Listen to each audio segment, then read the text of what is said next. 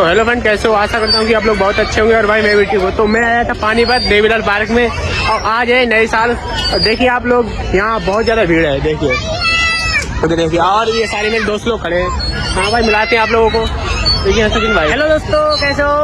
और मैं आया हूँ आज देवीलाल पार्क में। तो भाई आया है, भाई कुछ वीडियो शूट कर रहे हैं, ब्लॉगिंग। तो दोस्तों से और देखिए हाँ, इधर देखना भाई यार, ये बहुत शर्मा रहा है यार। देखिए राहुल और ये देखिए, मैं हूँ किसका भैया छोटा, ये किसका गाना सुनेगा? ये क्रिस की अम्मी का गाना सुनाते हैं, क्रिस की अम्मी का।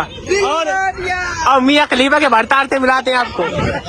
ये है मियाँ खलीफा के भरतार। बहुत बड़ी गलत। तो ये बंदा सोच रहा है कि कोई लड़की पट जाए काश, और आपको मिला के जोनी सिंह के भाई एक शीशे से देखिए भाई मुस्कुरा रहा है बहुत ज्यादा। और देखिए इसको देखिए, ये क्रिस की अम्मी का गाना सुनाता है। देखिए हाँ, सुना दिल ना दिया। अरे क्रिस की अम्मी का सुना।